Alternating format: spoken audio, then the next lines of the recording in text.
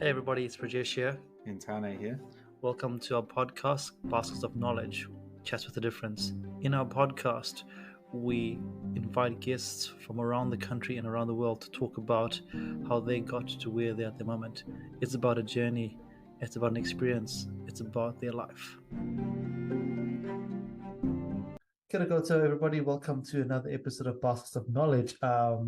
As you can see, it's just me today. Tane is away doing his other cool things as always. He's a busy young man. And today I'm really privileged to welcome someone that I met a long time ago. Although it just seemed like it was yesterday when I took this young man on a tour of the campus, and next thing you know, he lived with me, and it's been awesome seeing what he's been doing in the world at the moment, which is why I think it's a fantastic time, especially given that we have just ended Mental Health Awareness Week here in New Zealand. I'd like to welcome our guest to the podcast, Aaron Stella Robbie. Welcome to our podcast, Aaron. Thanks for having me from those old Arana days, man, to where we are now. Yeah, awesome. It's been such a long time ago, but it feels like it was just yesterday. I remember taking you on a tour when your whole family came down and you came to have a look around the campus before you even arrived, and that was crazy. Aaron, before I start talking about my nostalgia, let's talk about you. Do you want to tell our listeners what you are doing at the moment, and we'll start talking about your journey after that. Yeah, that's great. Firstly, thanks for having me. And secondly, I think when you reached out and talking about mental health and you guys just finished Mental Health Week, it's definitely a topic that comes to light a lot, especially here in October. And, you know, it's something that I'm very passionate about, obviously. And I guess rewinding the clock to what I started, which is a platform called Talking Mental. We started it officially in 2019, and what it is now is a platform that we create content around mental health, engaging content, so that we can help people get educated to understand what the problems are around mental health, and then point them in the right direction of the resources. So essentially, with mental health, especially here in Asia, but around the world, we know there's a growing problem and a lack of resources to help with the problem. But we understand both ends of the spectrum, and there's a lot of work going on the solution side of it, whether it's the traditional side of psychiatry, psychology, and that, but there's also new ways of helping with the solution, like AI, chatbot functions now, and there's a lot of like new technology that's coming in, a lot of VR, things like that. But there's a lack of in the middle ground, the education around the content around education, understanding what information is out there, how to understand what mental health means, and then figuring out what resources exist that best suit you. So we kind of play in that middle ground. And Talking Mental works on two fronts, if you can imagine. One side is our revenue side, which is where we work with corporates and schools and creating specific customized content for them on that side. And then the other side is creating content for the public. So community activations, campaigns, podcasts, things like that become free for the public to gain access to. So that's what Talking Mental is now, but it didn't start that way. It started as a podcast for me to get myself better. That was the whole initial idea of it. And it was about me understanding my own issues with anxiety and panic attacks. And I guess we can go into that a bit later, how my journey started. But that's how it initially started, interviewing experts in different fields to understand how I could improve my life, or what was happening around my life that was contributing to my mental health. It was great, and it was helped me, and it was being able to like relate to some people. But not unfortunately, but when I started getting pulled into more mental health work around, especially in Hong Kong, I started to understand what the audience was after, what were some of the gaps in the community where people were really struggling in Hong Kong. So I started creating the content for myself and started creating the content for what I could see was lacking. So that was the shift, which is what we're doing now. So that's Talking Mental sort of in a nutshell, and we can kind of go into more details of that, in a bit. Awesome. Yeah, I think that's a fantastic summary of where and how you have evolved to where at the moment. But if we step back and go, all right, cool, you spoke briefly there about how it was your journey. And if we step back further away, let's talk about you as a young person when you came to university, and you were going through the transition because you came to university to study in New Zealand, and that at that time, mental health awareness, anxiety was not something that was big in the picture as in a forefront. What is that journey like for you? If we take away, we look at it in two landscapes, as a young person, and then also with, well, actually, we'll pre-frame this. Just as a young person coming to study, what is that like for you?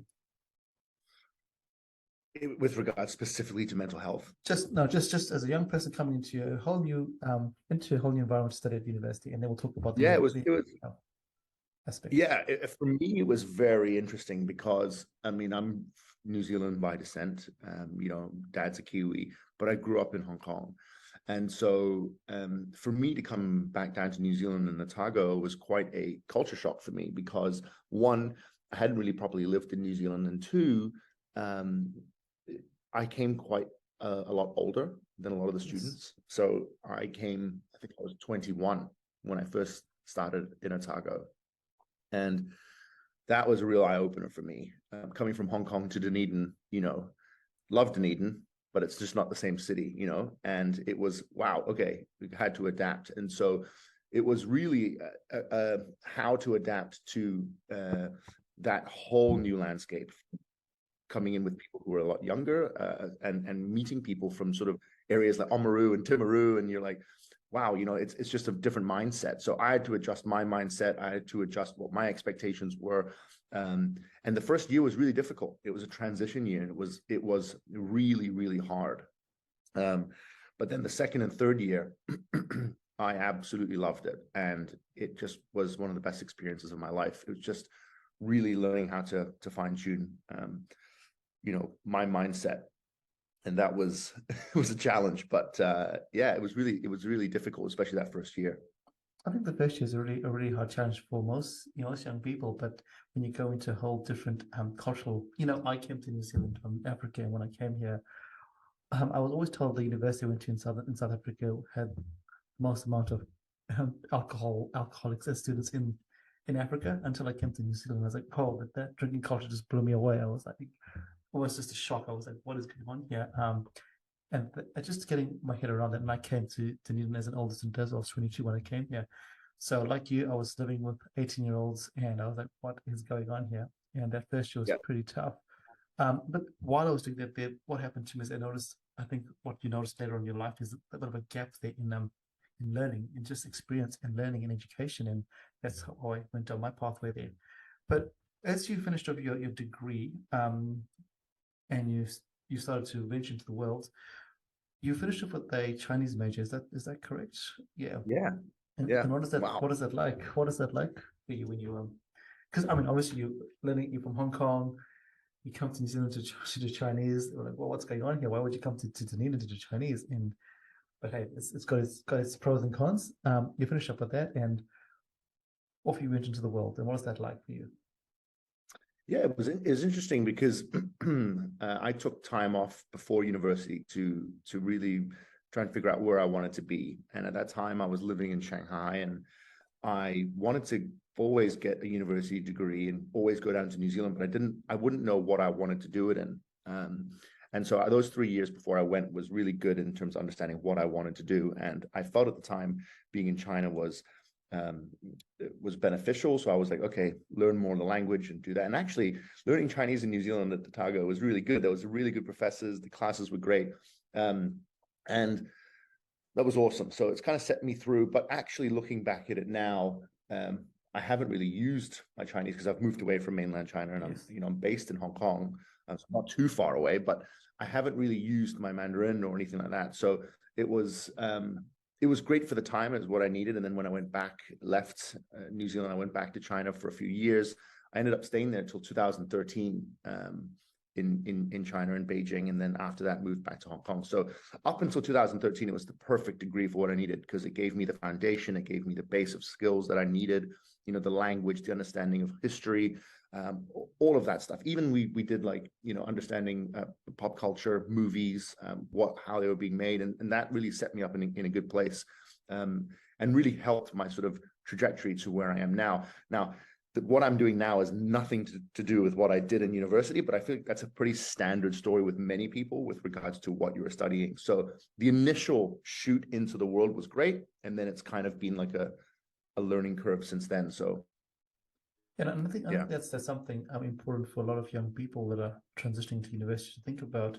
Going to university is just a phase, and we'll go through those phases there. And then, like you said, it gives you your bouncy castle, I guess, into the next stage, and then you find your next stage, which is very hard, especially in some cultural contexts when you work with some cultures where going to university equals getting a job. In some cultures, if you say, I'm going to go to Chinese, you'll be like, why? What are you doing that for? You're not going to get a job out of that. Yeah, I mean, for me, and I think it's in a way it's correlated to mental health. But when I work with a lot of youth, there's so much pressure on getting your exams right and going to the right universities and things like that, and that's all you're thinking about at that time, because you don't really know anything else. You're not experienced, Exactly. you don't understand what the world is. So that's all you know, and that's all the pressure you put on yourself. But what I've learned from university is nothing really to do with even the degree. I've never even shown my degree to get any kind of jobs. Still to this day, no one's ever asked me about it. But what it did give me was the skill set of understanding how to network. Still to this day, like a lot of people that I still speak to came from university. Learned how to study in groups, how to work in groups, how to problem solve. Like all of those things were fantastic. How to work on deadlines and under pressure.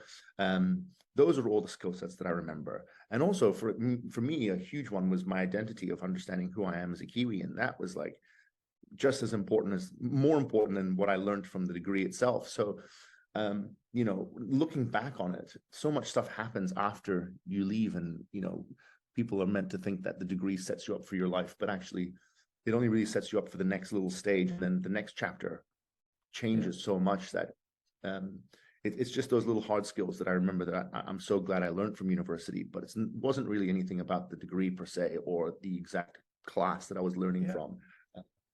I have a saying that I use. I was like, when you go to university, you don't learn from class. Your biggest learning happens outside of the classroom. And I'm going to stand by that, because I think this is where you learn, like I said, networking. You learn about yourself as a person. You learn about what you like and what you don't like. Your values get tested.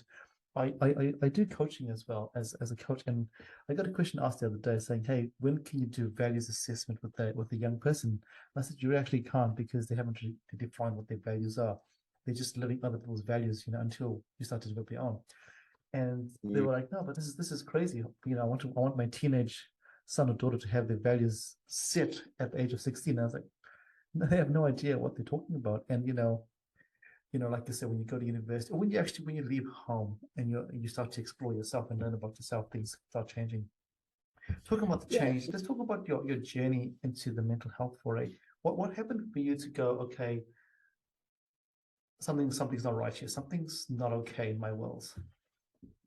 Yeah, it's a good question, and it's something that completely hit me.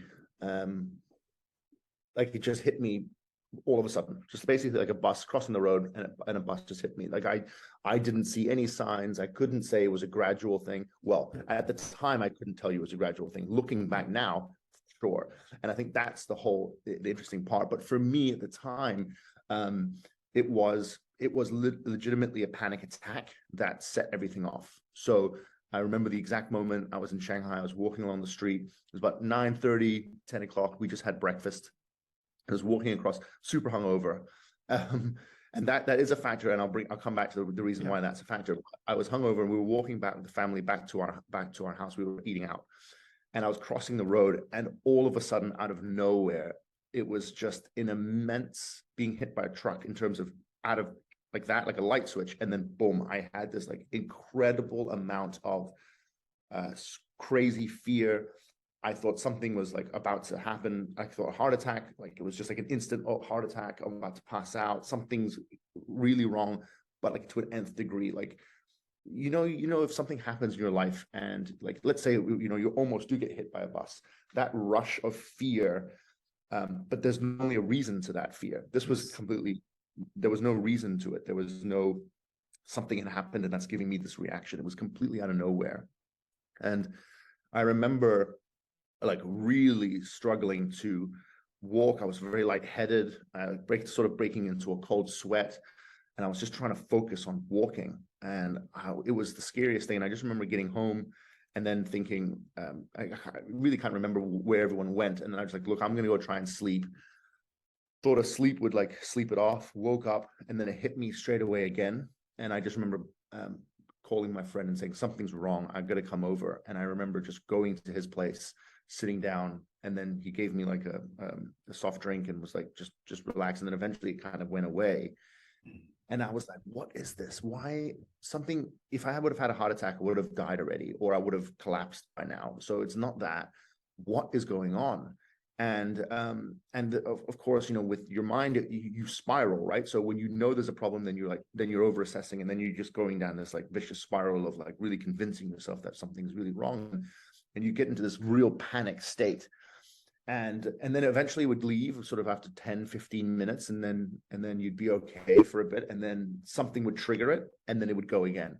And then you'd be like, holy shit, like, and it would keep coming. And it was a constant thing.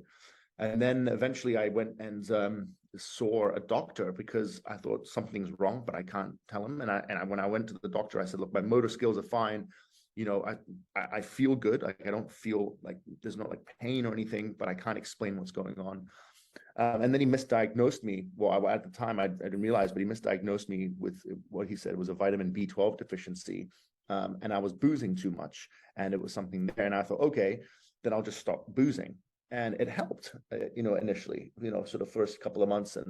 And at the time, I just told everyone that the alcohol was giving me a lot of issues, and I had to stop for a while. And I thought, okay, that's what it is, which helped. But then sort of 3-4 months later, different triggers would trigger it again. And I was like, well, it's not that, something's really wrong.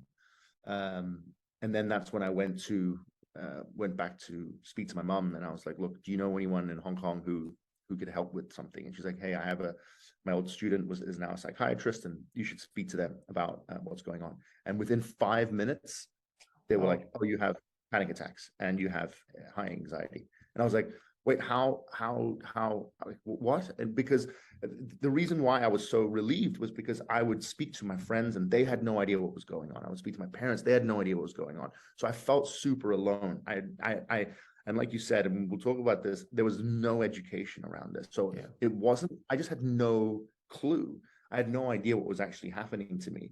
And so not having any idea and no one knowing an idea, I felt completely alone. And then when I had this meeting with the psychiatrist, he was like, oh, do you feel like this, like this? And I was like, yes, yeah. Like, you're the first person that able like tell me my symptoms without me struggling to explain what it is. And he was like, oh yeah, this is what's happening. This is what's going on.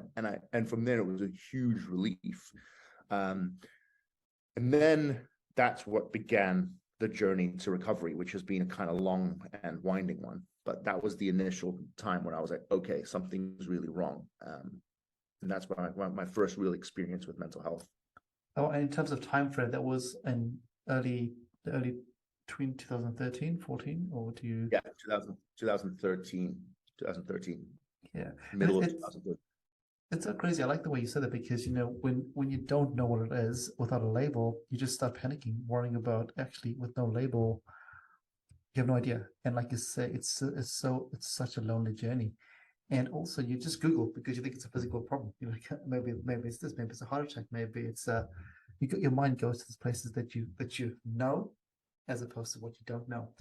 So you start your journey into this world here, which I personally think has been around for a very, very long time, but it hasn't been addressed. How did you navigate that now? So you start off with being alone, then one person gives you a bit of a hand and go, actually, this is what it is. What is that like for you? Then you're like, cool, now I'll pick this up here. And in terms of resources to get you to navigate this path now, you've been diagnosed as having high anxiety. Yeah. And to be honest, my road to recovery was a very fortunate one. And this is what stemmed me to have the passion to start Talking Mental, was because Jackie, who's a clinical psychiatrist, was a family friend, right? I couldn't afford it. Yes. And I wouldn't even know where to turn to if it wasn't a family friend. and I wouldn't have found him if it wasn't for my family's support. So Yes. like all those things putting into a bucket is what helped me. Now imagine someone who doesn't have resources, Yes. who doesn't have a family friend, who doesn't have a family that understands or is willing to help. Those people suffocate and drown. And that's why suicide rates and stuff are so high. And that's why even for me, and I will go through this in terms of my timeline to recovery, was about 5 years. Yeah. You know, and that's 5 years with good resources and understanding, right? And I go, imagine if people don't have that. And that's why those numbers around mental health don't surprise me, because I can understand how difficult it is. And so that's what was my reason for really pushing Talking Mental. But coming back to my own recovery at this time, once I found out what my diagnosis was okay, now I know what it is. He was very good at explaining to me in layman's term what is happening with your brain, right? So once I understood it, it was like, okay, I could correlate it to almost like a physical injury, right? Yes. You've been injured, and let's say you tore your meniscus. If you tore your meniscus, you wouldn't keep walking around going like, man, there's a huge pain in my knee. Like what is it? And you keep running on it, and you'd be like, wow, it really hurts. You would literally go, you would know which doctor to go to. He would know exactly what surgery to put you into. He would give you an exact timeline. He would give you an exact recovery process and what your rehab looks like. So much so that you would feel so comfortable knowing what it was that you'd be posting it on Instagram. You'd be like, watch my recovery. I'll be back stronger. But no one does that with mental health, right? No one walks out of a psychologist or psychiatrist going like, watch this space. I'll be back in 6 to 9 months, because there's just no education around it. So for me, it was like, right, I know what I needed, or understanding what I started to understand it. From there, he prescribed me with some medication and told me that, look, this is medication to help with your balancing of your chemicals. And I was very hesitant with medicine, because I understood like people become reliant on it. But the one thing I loved about Jackie was I knew he had no agenda, right? He's not trying to do anything. He's not charging me anything. And he kept telling me, my goal with you is to not get you on medicine. You're going to get off of it. And this is how. So he gave me a plan. He showed me why this plan would work. And he gave me the time and day to really explain what was going on. So it made sense to me. Then he was saying, right, your rehab is understanding what happens, what's been happening in your life. You need to really look in the mirror and start to understand what you're doing to your life that's affecting your mental health that I previously didn't think was affecting me. So that was understanding my steps, hence why I started the podcast and doing more research on what this meant. And, that took time. It took sessions with him. It took time to understand what was happening with my family, what was happening, the stresses that were happening in my life, personal life, what was happening with my lifestyle, my fitness, my nutrition, my sleep. Like it took a long time to dig through that, things I never thought were problems. And it was uncovering those and then going, okay, cool, let's fix these. And then having more trouble of relapsing in lifestyle choices that were difficult, because I didn't think that, I was like, I'll be fine. And then really identifying that they were actually real problems and I had to fundamentally fix those. And so that was where my journey started, understanding. And once I could understand it and researched and got educated on it, the problem went from this huge daunting issue to, it was like that. I was like, oh, I can control this. Okay, cool. I can control this. And I started to go to mental health talks. I started to listen to people. I started to really actively seek out this. And I remember what was the inspiration for me was I met this woman I heard this woman talk called Poppy Jamin. And she's an OBE in the UK, and she talks about she's about mental health. And she said, you can completely cure yourself of mental health issues, especially if you're going through panic attacks. And I was like, I need to know how. Like, I need to interview you, and I need to figure this out. And that was my crux. And she was my first ever interview for my podcast. And it was to go, what's wrong with me, and help me understand this.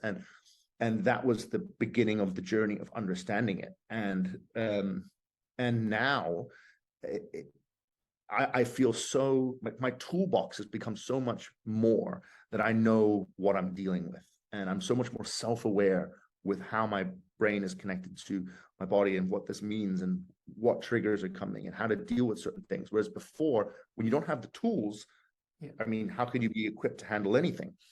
And so that was the initial journey of being with Jackie and spending 2 to 3 years understanding the medicine, understanding coming off the medicine, what happens when you come off the medicine, what can you do in your life to combat where you are. And that I took medicine maybe from the first year, so maybe 2014 was when I first saw him, to 2015. And since then, I've never been on it or will never need to again, which is great.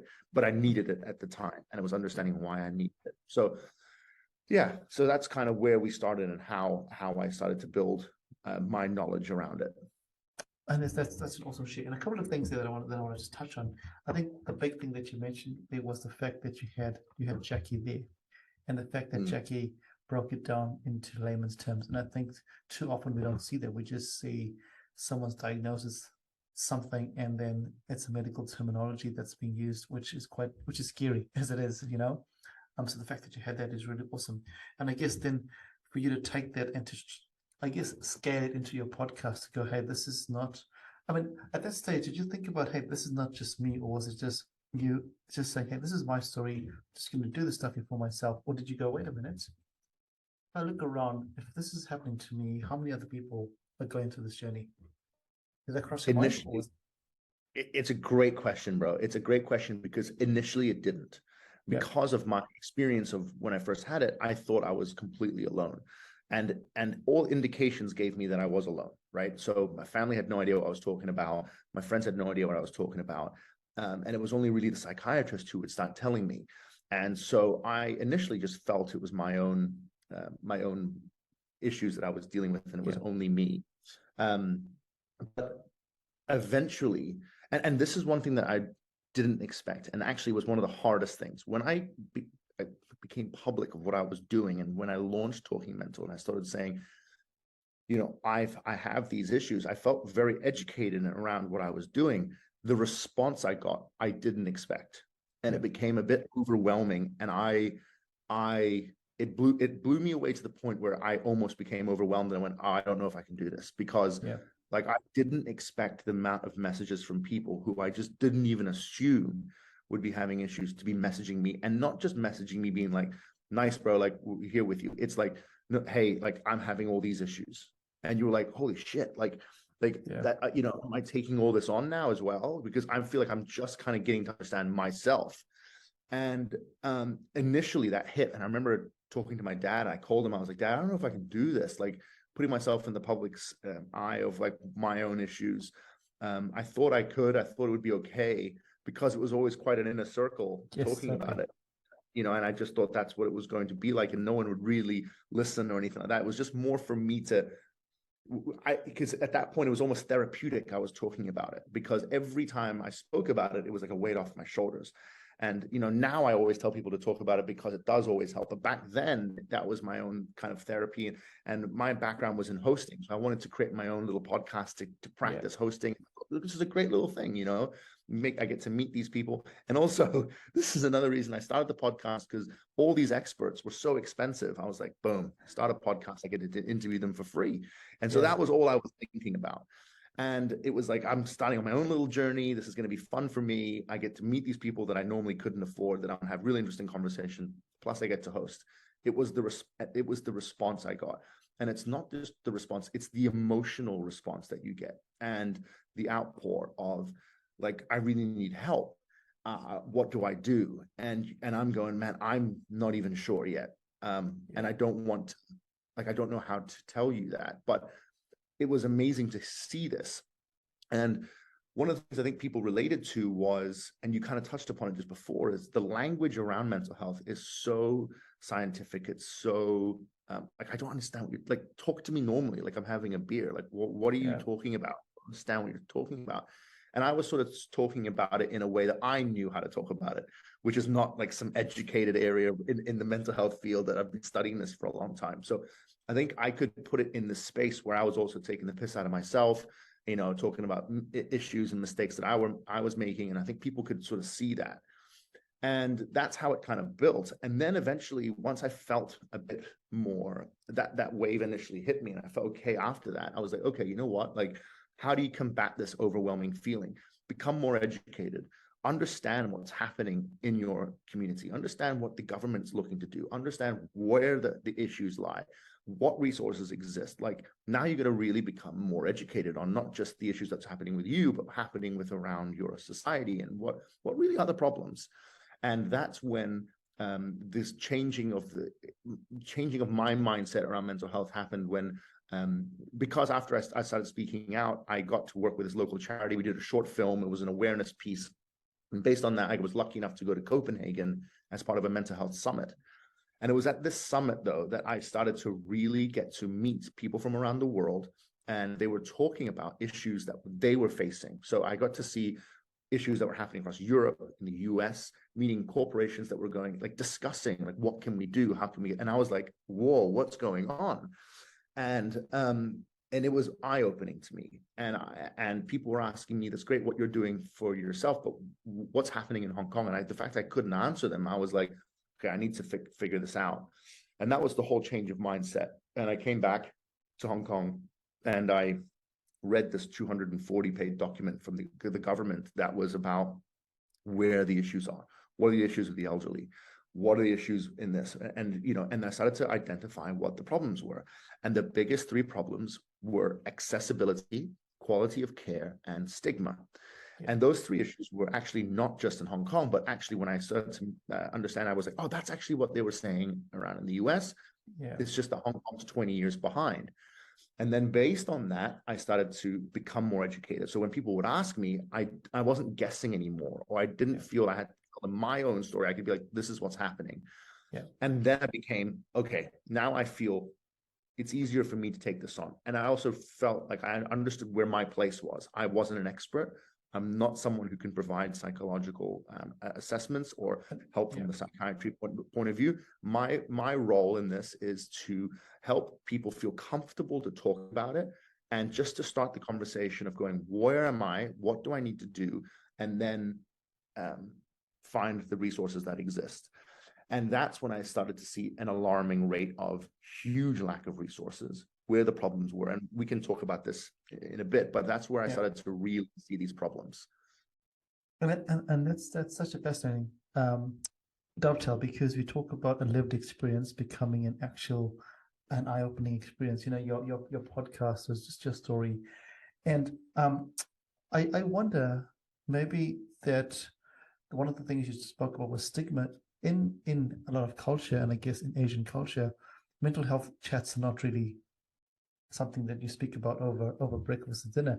So you think that you just going out there and opening up, I mean, this is obviously hearsay, was actually people in Hong Kong identifying, actually, hey, this is someone in our world that is speaking about the stuff that we are talking about, but we can't actually openly speak about it. And, you know, the fear of being ostracized because of mental health is massive. You know, how do you go into work, especially in some cultures, and go, I have this condition here? And I'm gonna flip back again into a story in my life. I have a cousin of mine who has got bipolar schizophrenia at the moment, and you know, unfortunately, his family does not accept the fact that it is a health condition or a condition that needs treatment, as it's seen as, oh, you'll be all right. You know, as you said before, I'll be all right. It'll be okay. And the painfulness around that acceptance is so hard to see from an outsider who understands it, but you can't. But when you talk about it to the family, they refuse to accept it. I mean, that you would be seeing that, or you might have experienced that in your own journey as you go along. What do you have anything to say about that? There, just going to turn on the lights as well. Yeah, no worries. There we go. Look, everyone fears the unknown, right? Yeah. And mental health, up until, for me, you know, again, 2013, so what's that, 9 years ago, was the greatest unknown to me. I just had no clue what it was. So how am I expecting my parents to understand what it is? And, you know, the older traditions of understanding what mental health is, why, you know, like, how do you even begin? So societally and culturally, it doesn't exist, right? So as an example, in Hong Kong, there's a place called Castle Peak Hospital. And Castle Peak Hospital is where mental people go, right? And that's always seen as like when you drive past it, you go, oh, that's where the crazies are. You know, and that's all that. So that was what it was. There was nothing in between. It was like, oh, you're either, you know, somewhere that we see on films that have a straight jacket. Oh, so I'm just getting a coffee. Oh, oh. So the smile, hey, well, this is great. I know, unreal. And so it was that was the mindset. There was no in between conversation. So it was either you're quote unquote normal, or that's where you're placed. That's where you're lumped in. That's your label. That's your value. And so you know, and what you're saying around the lifestyle of people at home, you know, a lot of Asian families just would not talk about this. You know, we understand that it just wouldn't, especially with what the labels were. Like, you know, if you're understood that is the only thing you can talk about, you cannot have this conversation. And it's because it's not because you understand it. It's you might lose your job, you might lose your family, and these are the things that you can't lose. And if those are in jeopardy because of this, you best believe we're not talking about this. And so this is where a lot of the problems really lie. It's like there's a huge divide with understanding. No, actually, there's more to this. And actually, if you understand it, you can actually help with a lot of those things. You can actually help understanding how you can be more productive, understand how you be a better person in your family. Like, these are all things that even I didn't know and affected my own life. And then after being educated, understanding it, actually, it helped so much more. And you're seeing a shift in this, I believe, in the world. Mental health is becoming a huge trend. You have massive role models talking about it. But the real reason I believe this has become more pressing is because I think COVID put a magnifying glass over everything. And it gave these, it was like, I describe it as like COVID was the electric rod that was shoved into the soil, and now the worms have come up. And these worms were always there. It's just now at the surface, and you can't ignore them. So in Hong Kong, in Asia especially, when people couldn't leave their house, the environment of your living environment it affects your mental health massively. If you're forced to stay in there, and then you know issues with your significant partner or whoever it may be, issues that were already there become amplified. You might lose your job now. Now kids who are already stressed at school, who have, you know, and the disorders are being amplified, and it was like a cooking pot of all these issues really coming together. And domestic violence was increasing, youth suicide was increasing. You know, it was just, they were all trending in the wrong direction. So everyone was going, okay, like something has to happen here. And that's been the constant fight right now, where people are now trying to go, what can I do? Where can I get help? And then now there's like a huge, there's a big fight of understanding the cultural fight of what mental health is, and then like the fight of the realism of what is actually happening.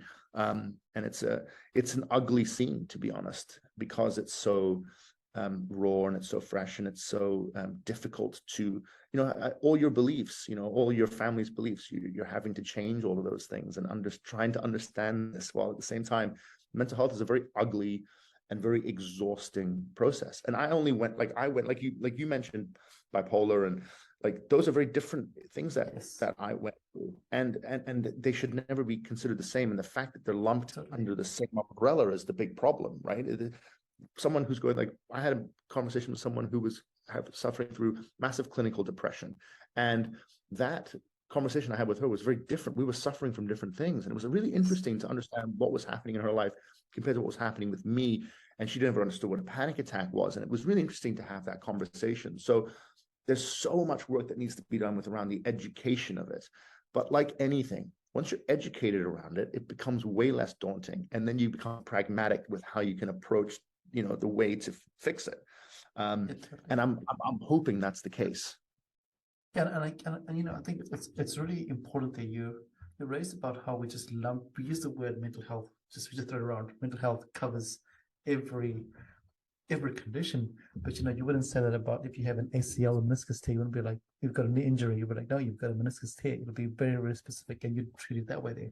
Whereas, you know, we just and I guess, you know, this is maybe that's the start of the awareness campaign, that actually, hey, this is mental health. This is this big. Is this? And actually, the other thing is, we all have mental health. Mental health is part of our being. It just depends on which spectrum we're on. There's good mental health and there's not so good mental health, and we're just in a spectrum. Some days you wake up in the morning. Yeah. Dude, you've hit the nail on the head. And I think it's like saying with physical health, we're always either super fit or super like completely like to a point where we can't walk. Of course not. You're always, every day is changing. And it's the same if you have a brain, you're alive, you're suffering from some sort of mental health. It's just where you are on the spectrum. There's a difference between feeling anxious and having anxiety. Where are you on that? And I think that's really important. That's really important to understand that education. And, you talked about the physical thing. I believe if family members and parents saw their kid tear their meniscus or fall down and break their arm, what are their responses, right? Yes. They will be so caring. They will do everything and anything in their power to know how to get you back to full health, because they know it. They can see it. It's tangible. Yeah. They can say, I know your arm is not meant to bend that way. So we need we'll do everything they can to help you. That's the problem with mental health. You can't see it.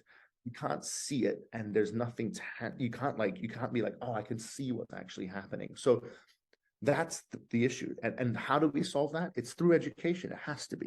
When you're educated around topics that you're not daunted about it, and you know how to approach it, right? With the broken arm, you're not going to take him to a dentist with a broken arm and be like, what do I do? Yeah. You'll know what to do. And that's the problem with mental health. And unfortunately, and it's happening a lot in the Asian societies, we prefer it to be out of sight, out of mind. Just go somewhere and take some medication and just be normal again. That's like, please just go. And it's like, no, this is not, it's not how we do this. And, we are talking about the extreme side of it, right? People who have already really suffered and who are about to take their life is where we become reactionary. And I think where I've really become interested in, as well as understanding where you are on the spectrum and preventing things from getting to that point. And that's where I feel like I come in. And that's when I mentioned to you earlier, after speaking to Poppy and understanding my journey, I then went back and went, oh, it wasn't just a panic attack. And she went back and she goes, let's look in your past. And I was like, nah, like, don't worry about that. And then we went back in my past and looked, and she was like, God, you're such a typical case. Like, you're so typical. And I was like, really? She's like, yeah. She's like, and all these issues, whether it was like parents getting divorced and, all these sort of things that led to this moment, I ignored all of it. And now if I didn't, and if I knew what I knew, I would never have done that. And I would have been in such a better place. And I wouldn't have had to wait 5 years of dealing with that exhausting panic attack issues. I wouldn't have had to do that. And that's where I really want to play and let people understand the education around what are certain things that are happening in your life right now that you're just choosing to ignore. Get education around that. And I think this is a great segue into the next stage of. So you talking mental is now focusing on this. You've got two arms, but basically it's education. And how did you stem from, okay, this is my journey. You had all this emotion, you had all these things coming through, people reacting. And when did you go, actually, now I can actually start becoming a voice in the space here and actually feel confident about it? You went away to the forums, you did all that stuff there, you've come back here. And, do you ever feel like a champion? It is a champion because it is a space where it's really hard. It's really hard for you to get into and to put yourself out there after having gone through the lived experience. Do you remember the moment when you came back and you've read the document, you've seen the three areas that you actually, now I'm going to start doing something about it? Yeah, there was never a specific moment. It was understanding that, but then it was consistently, and there's no shortcut around it, but being consistently gathering knowledge around it. So what does that mean? That means spending time with psychologists, with psychiatrists, understanding what is actually happening, going to rehab centers, understanding what the systems look like, going to spend time with the youth, understanding what schools are going through, going and listening to corporates and understanding how charities or other people who are delivering content are delivering it. And that was when I started to become confident in what I was doing, because I saw how content was being delivered and it was so boring. And it got to the point where, and this was just trial by error, but I was being invited to go to panel discussions as an example. But the panel was so boring. I was like, no, I can't, I'm not going to do this unless I control the content now, because I can understand that we're losing everybody in the room. People are only in here because they have to be to show their boss that they're being a part of this box ticking, and no one's actually getting value from this, or going to schools and looking at the way mental health content is being delivered, and kids are just kind of like, come on, like I've got lunchtime break. It's, of course. And I was going, okay, content is being delivered horribly. And then it was, what's the other side of it? Really understanding where the problems lie. And that's just spending time in those places. And that's, my confidence eventually grew. Like, I'm not guessing anymore. So when I talk about the number of psychiatrists in the public system, I know this, and it's not a guess. I know how much they're making, and I know why people are going private, and I know why there's a huge lack in this, and so on and so forth. It's not because I'm saying it, it's because I get the consensus. I'm speaking to people in the know, and eventually my knowledge around it is that just took years. And that's where that confidence came from. And I guess the reason I wanted to create content was because I saw how boring content was being delivered. And when I first started listening to podcasts, I started Googling what mental health podcasts were, and they're all the same. It was all, hi, welcome, and to this podcast around, and let's now take it. And I was like, dude, talk to me like I don't need this. Totally. I don't need it this way. And that's when I started to change. And with the work that I'm doing with Talking Mental, let's say take a school, for example. When I work with schools, a lot of mental health, whether it's an organization or a charity, come to speak to the students.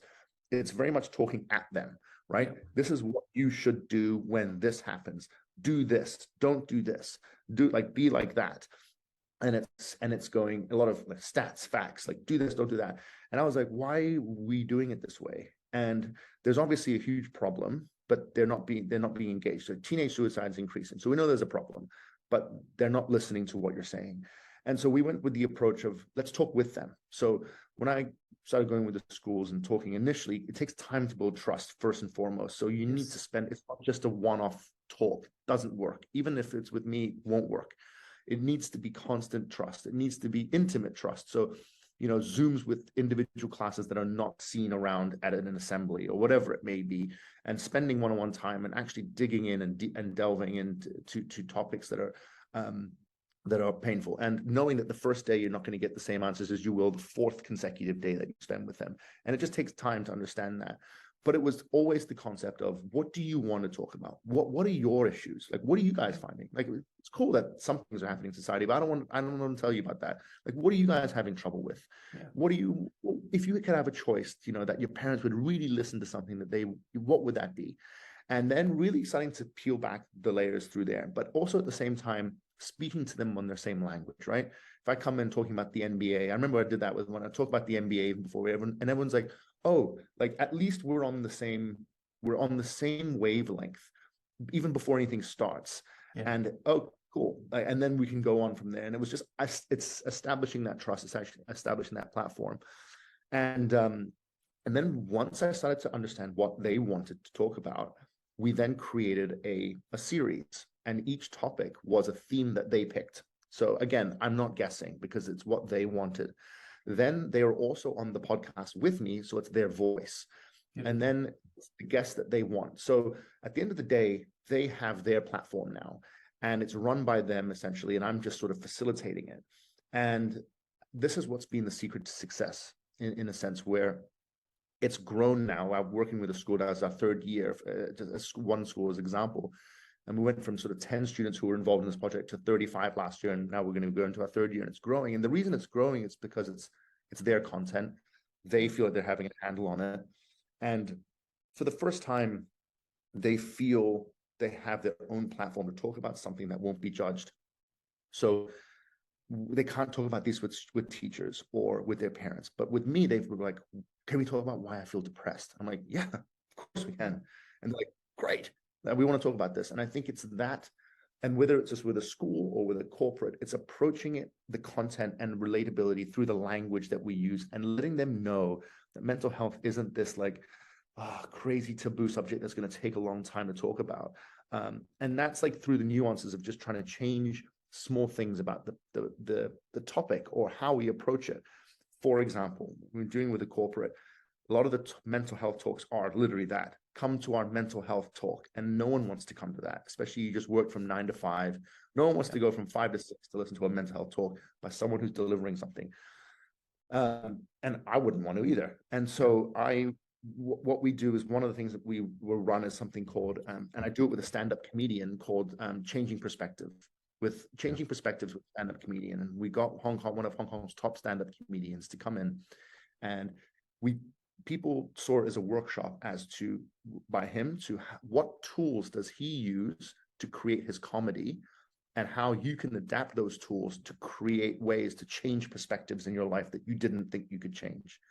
And whether that was the civil unrest that was happening in Hong Kong or COVID and what that meant to you, you only had your ways of thinking about it. And actually, if you could use ways that he was creating his humor to change the way that it was thought, you would walk away going, I never thought about it that way. And that was our mental health talk, right? We would just kind of layer it in.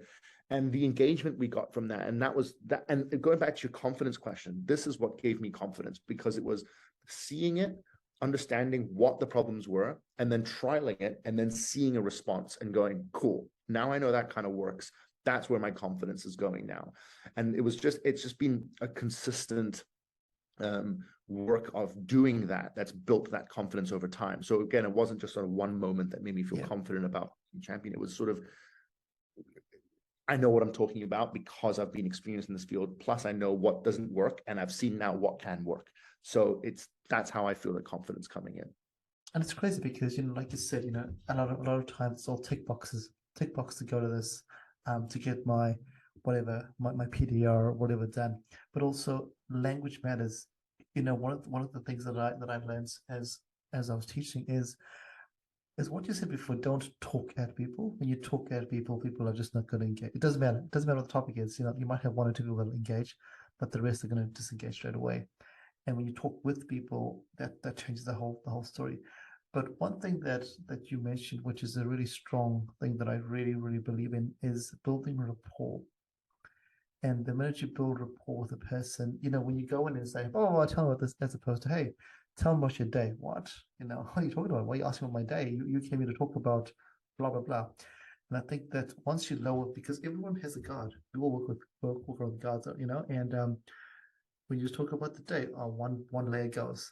You talk about their favorite sports team, another layer goes. You talk about, then once you peel that back, then they trust you. You're not coming to sell a product.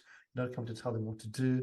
You're just there to talk to them as a human being, which I think is an amazing skill set. But you have to develop that, right? You have to go through that, and you have to take time. It takes time, and you can't just get it all done in one day and say, "See you later. Thanks for coming." It's a process. So I really, really acknowledge that you put time into that because you've lived through the experience there, right? And it's what didn't work. Yeah.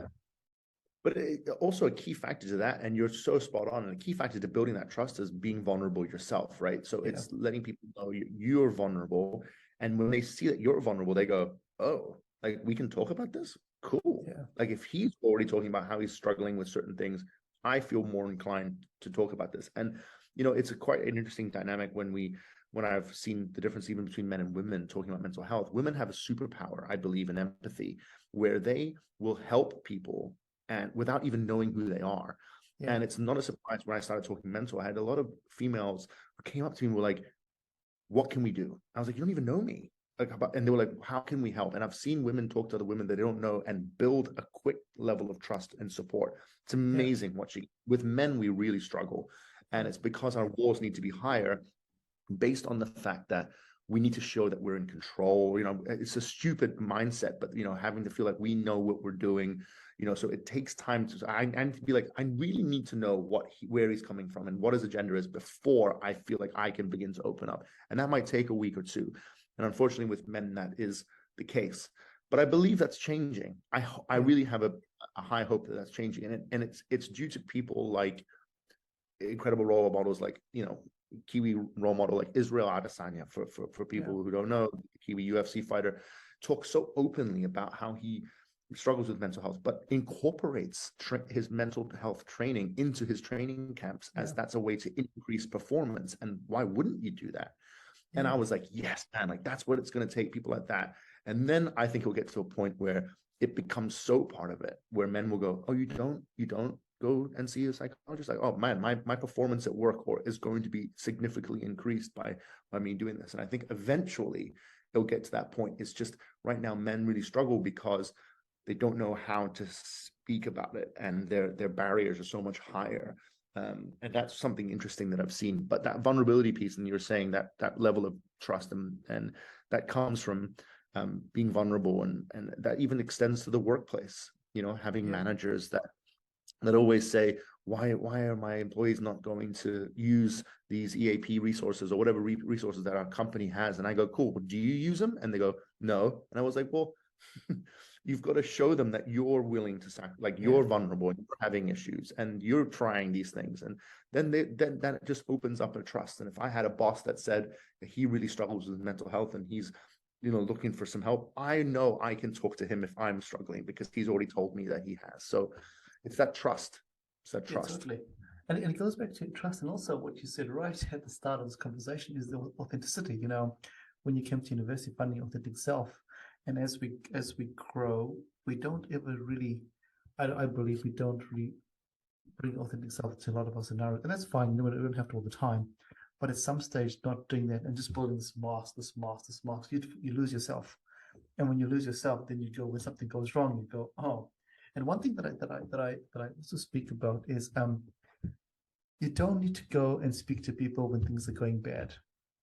Start talking to people when things are fine, when your world is going great, because when things start going wrong, it's not you alone, because someone will know, wait a minute, Aaron is not his normal self today, because, and I think a lot of the times we talk to people actually go at this stage here when it's too late, or when it's just spiraling.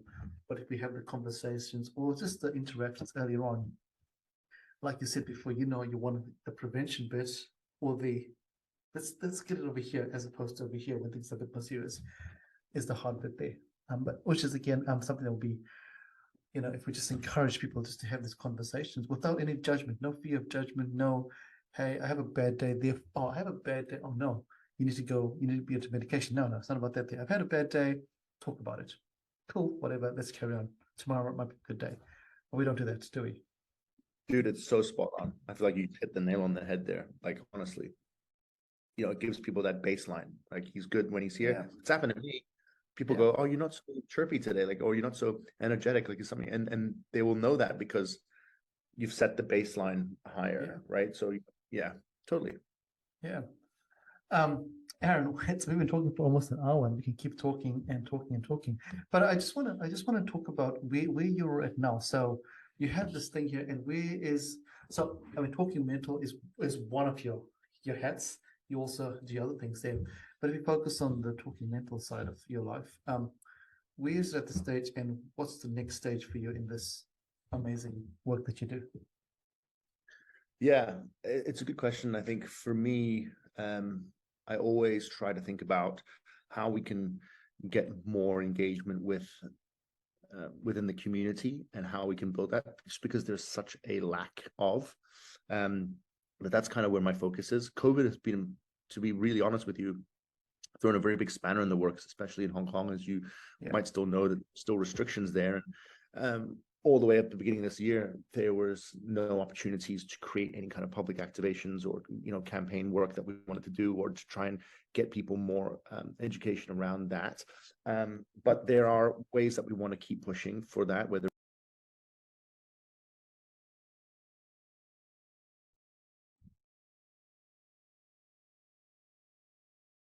understanding mental health from education point of view. And what does that mean? What does that look like? For me, my dream would eventually to have a facility in Hong Kong that, and we built one last year as a temporary, with as part of one of our community activations. It was a campaign called the Walk and Talk. And at the end of the walk, we created a temporary pop-up in the middle of Central, right downtown, which was a 2-day event where I brought in and centralized all the mental health resources that exist in Hong Kong to one place. And at that location, we also had like workshops and panels that were free for people just to pop in and, you know, listen to topics or conversations that were happening, as well as promoting artists, because I really believe in the creative side of it. So we had underground street artists doing graffiti painting and really expressing themselves through that. And it was an opportunity for people to come to one place and leave with all the information and education around mental health and having those tools when they go back home, which could help with a friend of theirs. But my goal is to really, again, attack those 3 issues: accessibility. People don't know where to go for help, or where to begin, or where to start, or can't afford it. So let's create a space where everything is centralized so that they can come to one area and get all the information that works for them. And then that takes the quality care, which is the second part. What kind of care am I looking for? Because in the public system, you're not going to get it, you know, based on the current situation there's a huge lack of psychiatrists, and the demand is super high. So by average, you're not going to get the quality of care there. So what does that mean? Where can you go? Is there online help? Are there other organizations that are providing it for a cheaper price? What does exist? So it's providing them the options of understanding what quality care works for them, and then doing it in a cool way, which reduces the stigma. So it's really trying to build on that. So one of the big things that I'm focusing on the end of this year, for next year, as COVID seems to be going away, knock on wood, in Hong Kong, is really partnering with some people that can make this more of a reality to local communities, that can be more accessible to them. And then from there, man, like really building out and seeing, you know, can we go to different markets to be able to create more content in different markets? Because unfortunately, the Asian market is still very far behind. And, you know, places like in the US and UK, they're really pushing in innovative ways to combat a lot of mental health issues. And that's a great thing. So potentially doing that and going out to different markets. But from my perspective, and where I have a lot of passion for, is creating that help for a community in Hong Kong. So that will be a very big push for me over the next, you know, few months heading into next year. It's where I'm really thinking. And that's really, really awesome, because, you know, those 3 things you mentioned, just by the stigma, the accessibility, and the quality of care, are things that, you know, you could get rid of the stigma, but really go for quality of care. And if you have the quality of care, you have no accessibility. So, you know, just trying to, I like what you did last year, you know, the walk and talk, you know, everything's in one space. And because sometimes you don't know what you don't know.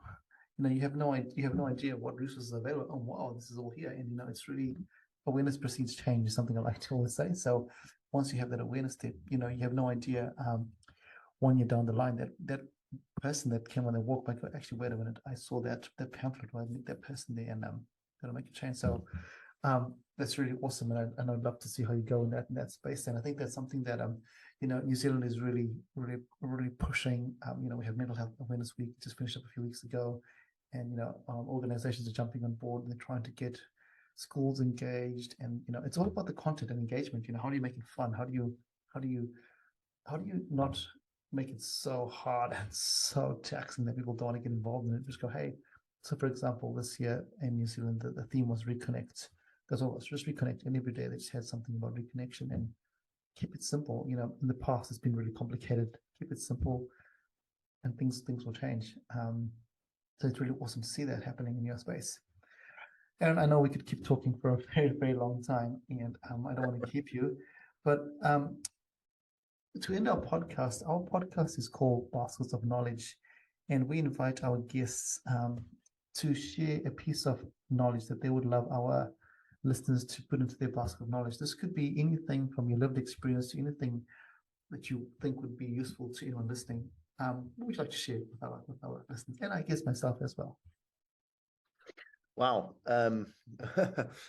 Master of knowledge is a very daunting thing to say. So, I mean, someone like me, I wouldn't classify anything that I'm going to say as in terms of a master of knowledge. But, you know, one of the things that I guess I will talk about from a knowledge perspective is something that we touched on a little bit, and you'll see this across boards and with regards to mental health. There's all these statistics that come out around 1 out of 4 of us deal with mental health issues, and 1 out of 4 of us are dealing with severe mental health issues, and that's true. But really, the statistic is 4 out of 4 of us deal with it, and everybody deals with it. And I guess the knowledge that I would like to share is around, how you should be not just approaching your own mental health, but a lot of questions that we get are, what do I do if a friend of mine is suffering? What should I do as someone who's suffering? And I guess the knowledge that I would like to share is around that, and how you can act as someone who is, you're the support system. And I think for me, there's a couple of things. One is the idea of really listening to somebody and being there, present in that moment. The reason that helps a lot is there's a difference between hearing someone and listening to someone, and there's a difference. And the reason you'll know it is they will act on things that they were talking about. When you hear something, potentially in one ear out the other, but when you really listen to someone who's suffering, the care that will come from it is like, if someone goes, I would just really love blah, blah, blah, blah, blah, you listening to that will then act on it. And the care that you show is something that you develop from really listening. And you only really get that by really actually listening. And, I've had friends of mine who did that. And I can't tell you how much that saved me is letting them know I hated being alone, for example. Example for me was, I just hate being alone. And friends or family members who heard those and really listened to that would just pop up to my place, and we'd play PlayStation for a couple hours. And I didn't ask them to do that, but they knew that that's what I was suffering with and acted on it. And the care that they showed for me during those times is something that you might not reciprocate at that moment, but you will never forget it. Yeah. And someone who is suffering from mental health issues, it is those moments that really help. And it's, and you hear this all the time. And this is why I say this. And one of the things that you speak to with people who are really suffering, who are in a lot of these rehab centers, and you go, what's the one thing that you would really like? And they just said, for my family to listen to me, or for my parents to listen to me, and not just judge or tell them what they think that they would do. It's really understanding what you want and listening to what you want, and then them caring for you based on what you said. And I think that would be the only kind of knowledge that I would like to share. Is I've seen that so much, not just in my own life, but with people who really suffer from mental health, which can be all of us, and that's the whole statistic of 4 out of 4. And I think that's why we're all in this together, and making sure that you really listen to the people that you care about, and you do this, and vice versa. So that would be my one piece of knowledge, just because I know how much that helped me, and I know how much that helps other people. And something so small, you don't have to give all the answers. In fact, sometimes trying to tell them the answers is not what they want. It's just listening and acting on that. And that goes a long way. And that is something, something like, I'm so scared to go and see this expert on my own. And someone goes, I'll go with you. Let's rock this out, and I'll come with you. And just knowing that you said that, and they listened, not heard, but listened to that and acted on coming with you. Like the what that will do for someone is immeasurable, and is unbelievable. And the more we can do that as a community, and understanding each other from that perspective, will go on and help us so much. So just encouraging people to listen would be my master of knowledge, if you will. I think it's really powerful, because I think that's a lot of us hear, but a lot of us don't listen. And I think in a world now where there's just so much information being chucked us from everywhere, everyone's information, from social media, from the news, from every platform that we listen to. We listen, but we don't hear. So I think that's really important, and not just in terms of mental health, but just in life in general. It's a great piece of advice, because everybody in our lives, everybody says things to us, and sometimes they're a call for help in a very different way. And you just got to pick that up. So that's very, very powerful. So thank you, Aaron, for sharing that. And I guess one last thing is, if people want to have a look at your platform, where can they do that? Yeah, I mean, jump on the website, talkingmental.com. we have a lot of the work that we've been doing with regards to, you know, our products with schools and corporates, but we also have our Talking Mental HQ, the hub that I mentioned that we started, and our Walk and Talk campaign that goes up there as well. And we're sort of along all of our social media side of it.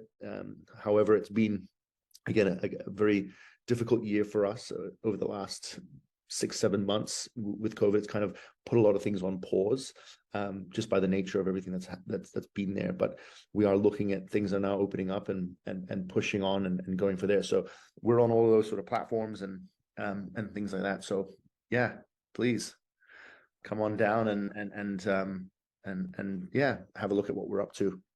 Yeah, and I'm sure people will jump onto there. Aaron, thank you so much for your time today. It's been really awesome for me in two reasons. Number one, just seeing how you've grown and changed, and I'm a big supporter of what you've done over the last few years. Silently observing, which is great, but also secondly, the awareness that you put out there around your own journey and how that's led into doing what you do. So that's really, really awesome to hear. And thank you for being such a champion, especially in a space where we don't have too many champions, or we don't have too many champions yet. So thank you for that there, and thank you for sharing that there.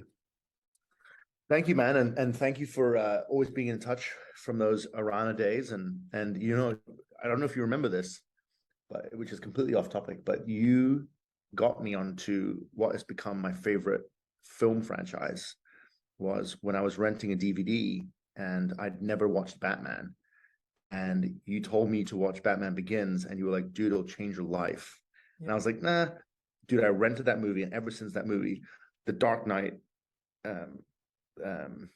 movie that came after that is still to my day my favorite movie. So thank you, bro, for opening up from the entertainment perspective as well, because I don't know if I would have ever you know, gotten onto that, or maybe I had, but it would have been later. So I still remember those days, and I still remember you accrediting me with those tips and just parting wisdom my way. So appreciate you always. No worries. We're listening over here, right? We're listening over here. That's all it's about. Exactly. Awesome. Thank you so much for listeners out there. Thank you so much. Hopefully you've all, I'm sure you've all learned something today. And please reach out, jump onto Aaron's website there, have a look at it there. And as always, feel free to comment, share, like this podcast. We can't grow without you. So thank you very much. And thank you, Aaron. Talk to everybody. Thanks for having me.